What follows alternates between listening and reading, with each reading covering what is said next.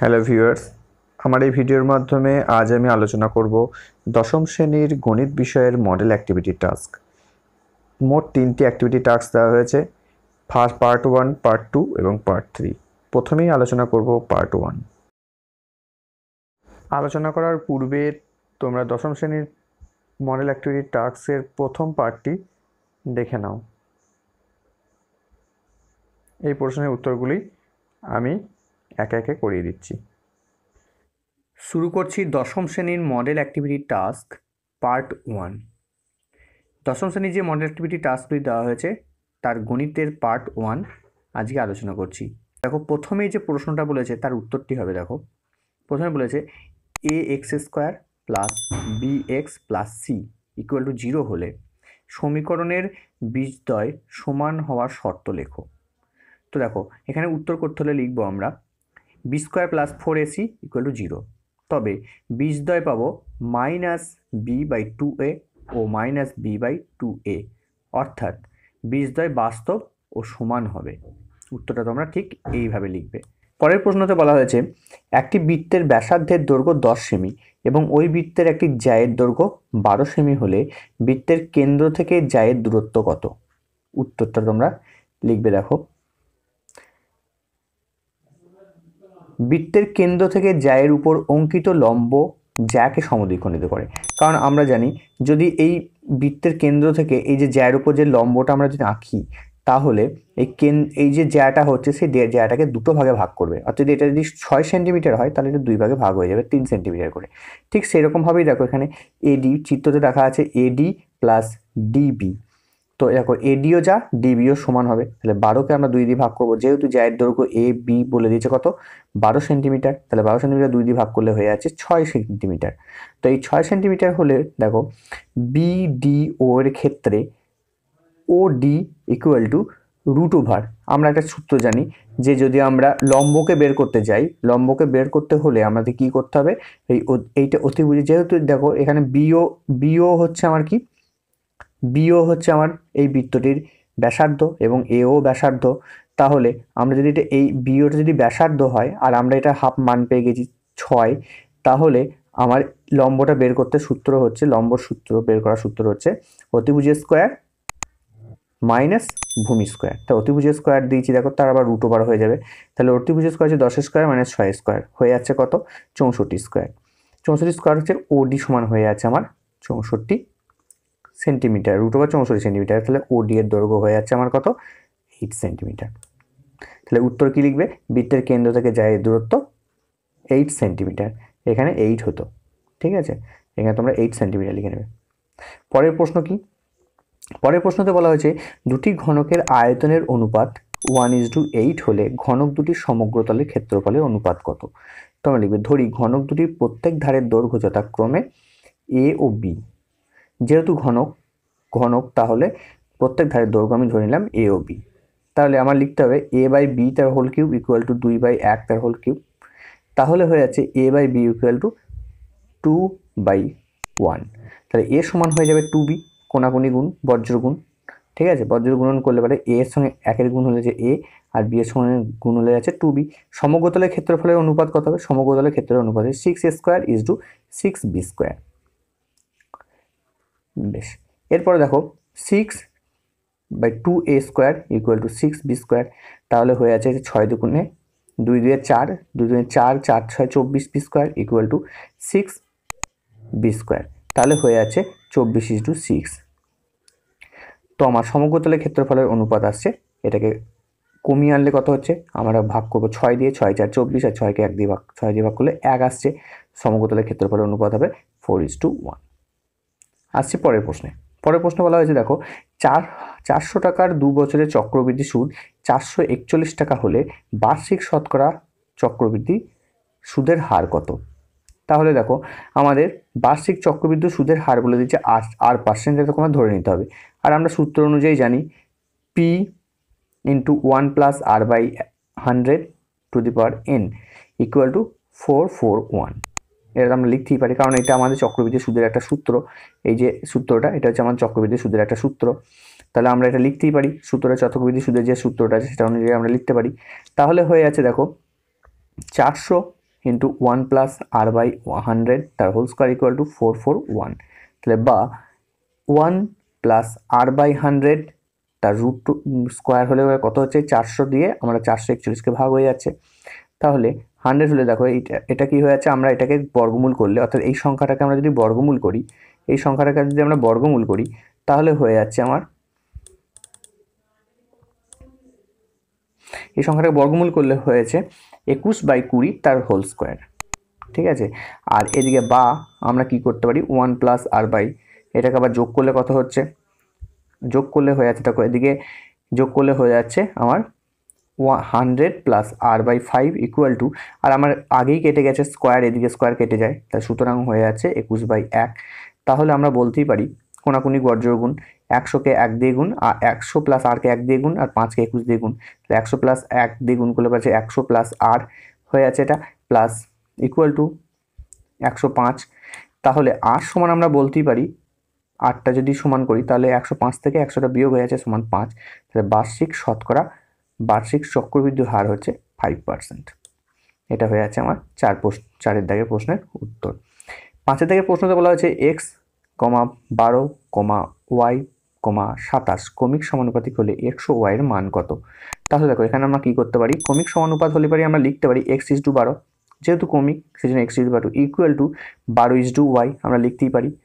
বেশ, তাহলে x into Y সমান কত হবে, 12 12 144, এই 12 সঙ্গে এই 12 গুণ, এই 12 সঙ্গে এদিকে 12 আমার গুণ হয়ে যাচ্ছে, তাহলে গুণ হয়ে গেলে হয়েছে 144। আবার তাহলে 12:y সমান কত হচ্ছে, 12:y সমান আমার হচ্ছে y:27। তাহলে y সমান আমার যেহেতু মান বলা আছে তাই 324 হয়ে যাবে, y স্কোয়ার সমান y সমান হয়ে যাবে √324। তাহলে y সমান হয়ে আছে আমার 18। এখানে x সমান হয়ে আছে 144/y বা x সমান হয়ে আছে 144/18। অর্থাৎ x এর মান কত হয়ে যাবে, x এর মান হয়ে যাবে 8 এবং y এর মান হবে 18। তোমরা অঙ্কটি এভাবে করবে, এছাড়াও অন্য পদ্ধতিতেও হতে পারে। আসি 6 নম্বর প্রশ্নে। 6 নম্বর প্রশ্ন বলা আছে কেন্দ্রীয় বৃত্তের এ বি একটি ব্যাস, সি বৃত্তের উপর অবস্থিত একটি বিন্দু,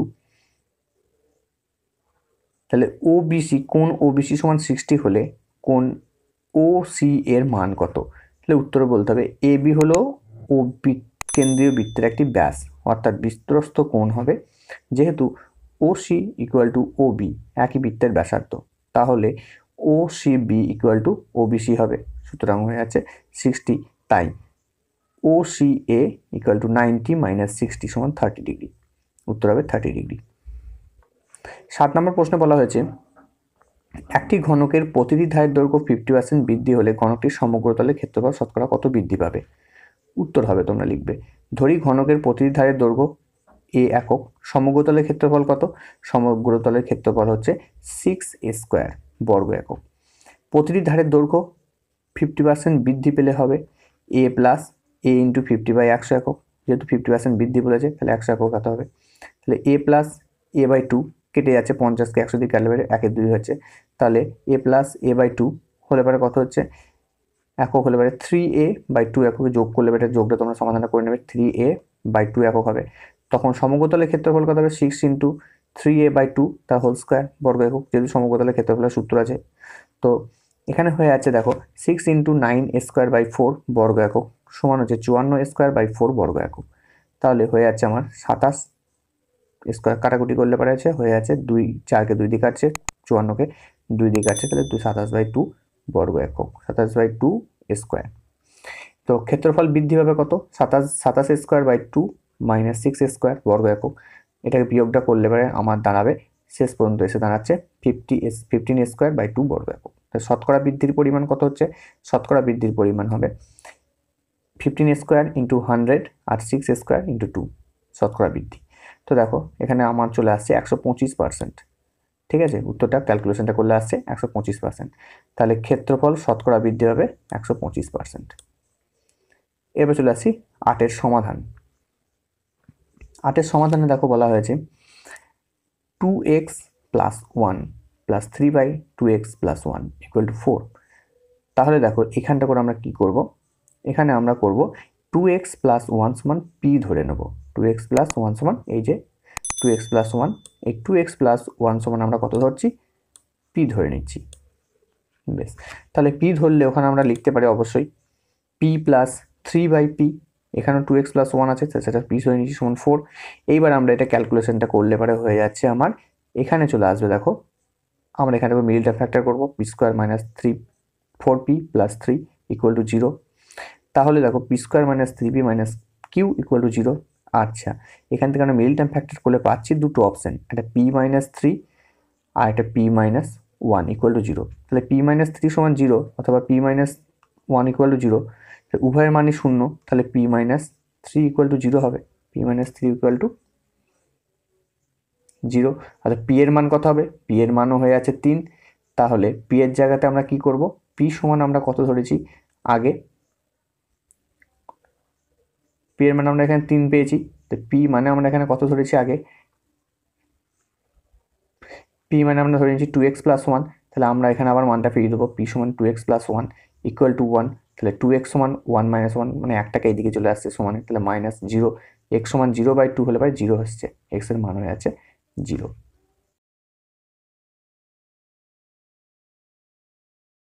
শুরু করার পূর্বে তোমরা মডেল অ্যাক্টিভিটি টাস্কের প্রশ্নগুলি একবার দেখে নাও।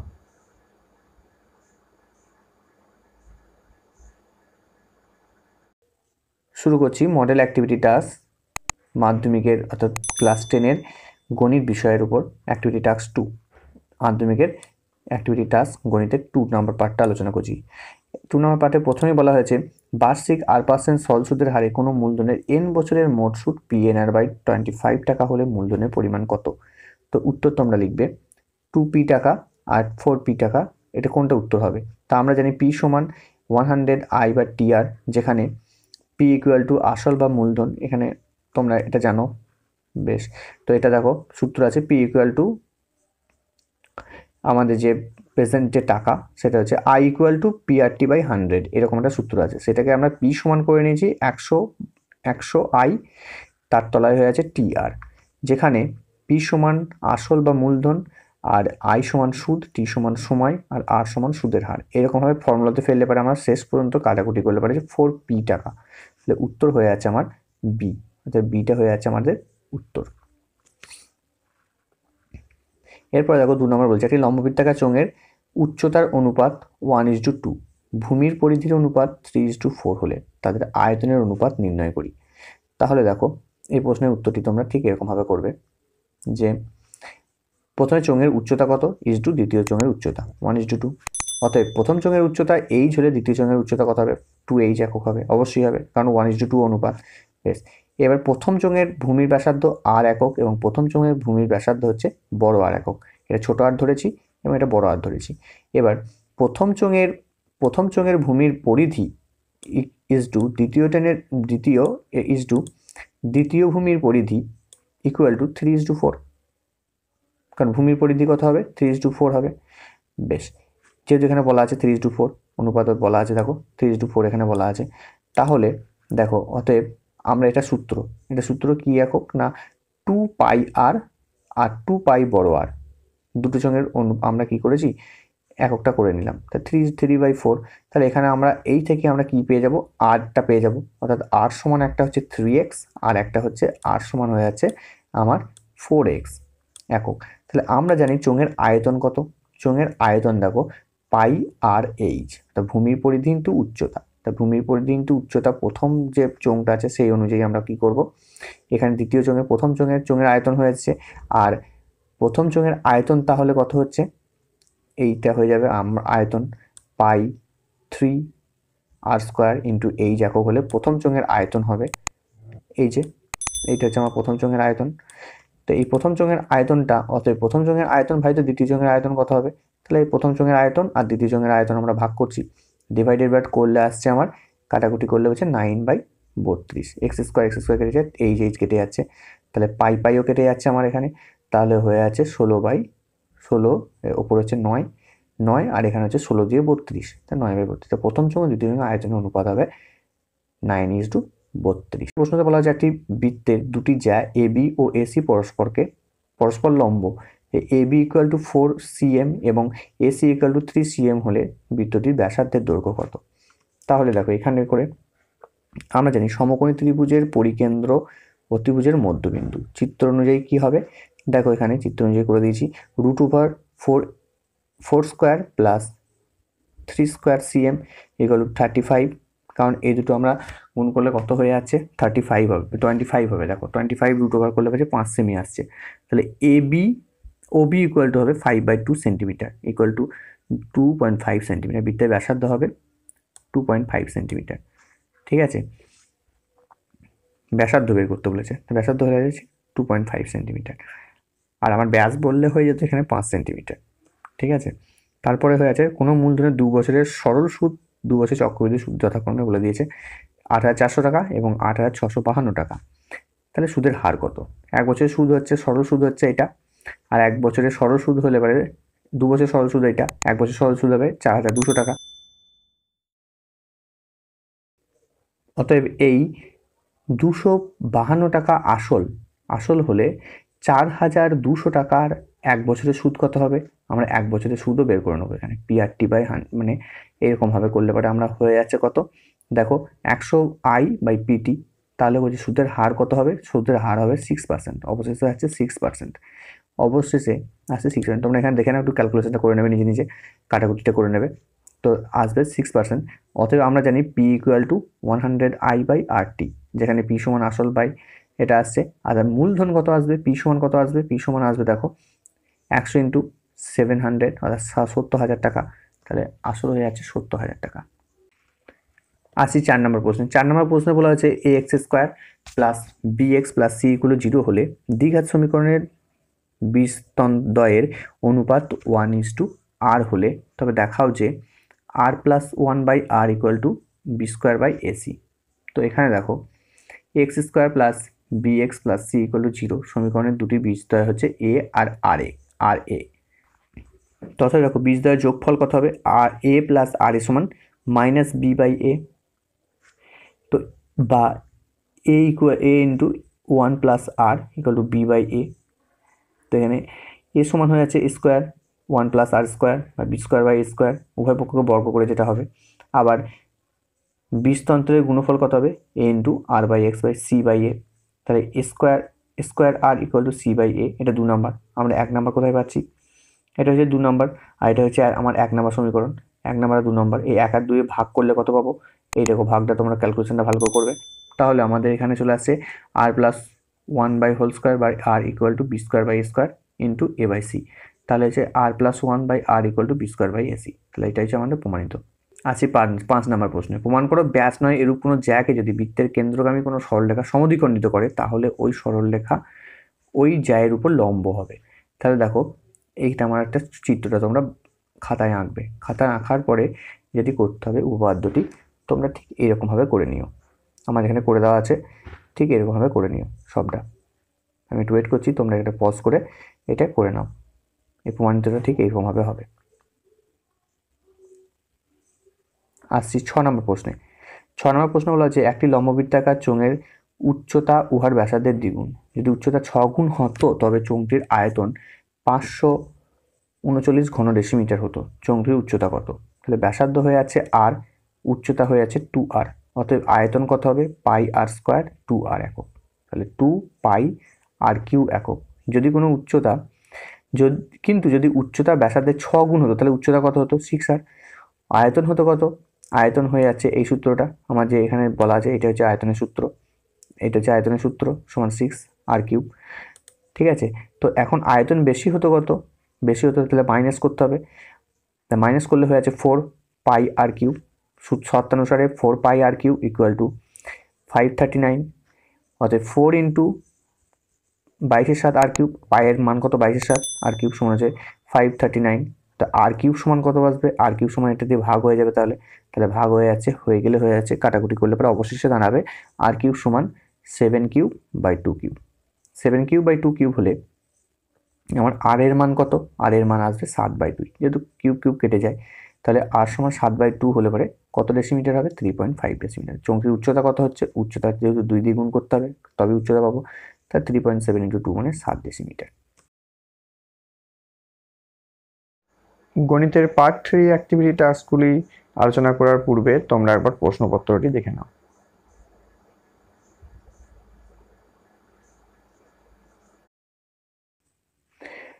শুরু করছি ক্লাস 10-এর মডেল অ্যাক্টিভিটি টাস্ক গণিতের পার্ট 3। তো পার্ট 3 প্রথমে বলা আছে যুক্তি দিয়ে প্রমাণ করো যে বৃত্তস্থ চতুর্ভুজের বিপরীত কোণগুলি পরস্পর সমান হবে। এখানে উত্তরটি করে দেওয়া আছে। বৃত্তস্থ চতুর্ভুজ আঁকা হয়েছে, একটা নামগুলো এখানে দিয়ে দেওয়া হয়েছে। তো প্রদত্ত কী দেওয়া আছে, ABCD একটি বৃত্তস্থ চতুর্ভুজ। তো এরপরে দেখো প্রমাণ্য বিষয় কি, ABC প্লাস কোণ ADC সমান 2 সমকোণ, এটা প্রমাণ করতে হবে। তো তোমরা প্রমাণটা কিন্তু এর অঙ্কনটা কি করবে, অঙ্কন করবে AC আর BD অঙ্কন করলাম। এখানে AC অঙ্কন করতে হয়েছে আর BD অঙ্কন করতে হয়েছে, এটা হচ্ছে অঙ্কন। আর প্রমাণ্য বিষয়টা তোমরা এখানে দেখে দেখে করে নিও। তো পজ করে তোমরা ভিডিওটি পজ করে তোমরা এটা করে নিও। এরকমভাবে প্রমাণিত হবে, শেষ পর্যন্ত প্রমাণিতটা এটা হবে। পরের প্রশ্নতে বলা আছে দুটি বৃত্ত ও পরস্পরকে C ও D বিন্দুতে ছেদ করে।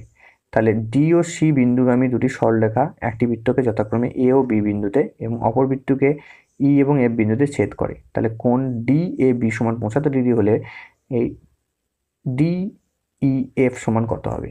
75 ডিগ্রি হলে এই যে কোণটা দেওয়া আছে এটা 75 ডিগ্রি, এই 75 ডিগ্রি হলে DEF মানে কত? DEF মানে এই কোণটা আমার কত হবে? ঠিক আছে, এই কোণটা কত হচ্ছে এটা আমাকে প্রমাণ করতে হবে। তো ওটা দেখো মান কত হবে, 105 ডিগ্রি হবে। আসি 3 নম্বর প্রশ্নে, একটি গোলকের ব্যাসার্ধের দৈর্ঘ্য 50% বৃদ্ধি করলে বক্রতলের ক্ষেত্রফল কত বৃদ্ধি পেল তা নির্ণয় করো। তাহলে এই ক্যালকুলেশনটা তোমরা ঠিক এভাবে করবে। ধরি গোলকের প্রাথমিক ব্যাসার্ধ 100 একক, অর্থাৎ গোলকের প্রাথমিক সমগ্রতলের ক্ষেত্রফল কত? 3πr1 স্কোয়ার বর্গ একক। তাহলে এখান থেকে আমরা কত পাবো? এখান থেকে 50% বৃদ্ধি করলে হচ্ছে, দেখো এটা যদি 50% বৃদ্ধি করি, 50% বৃদ্ধি করা মানে কত? 150 একক। তাহলে 150 একক তার ক্ষেত্রফল কত হবে? আমার এইটা আসবে এই সূত্র অনুযায়ী, এই যে 3πr3 স্কোয়ার, এই সূত্র অনুযায়ী আমরা এইটা পাবো। আর আগের ক্ষেত্রফল এটা পেয়েছিলাম, আগের ক্ষেত্রফল এটা সমগ্রতলের আগের ক্ষেত্রফল পেয়েছিলাম এটা, আর এখন পাচ্ছি কত? এই বর্গ ক্ষেত্রফল। অর্থাৎ বৃদ্ধি পেয়েছে কত বর্গ একক, এটা বিয়োগ করতে হবে। এই বিয়োগ করার পরে শতকরা কত বৃদ্ধি পেয়েছে?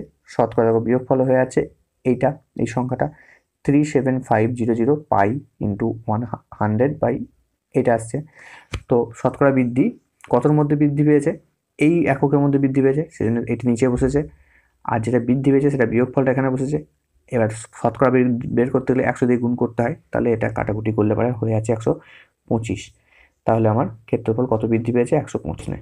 4 নম্বর প্রশ্ন বলা হচ্ছে একটি অর্ধবৃত্তাকার গম্বুজের ভূমিতলের ব্যাসার্ধের দৈর্ঘ্য 42 ডেসিমিটার।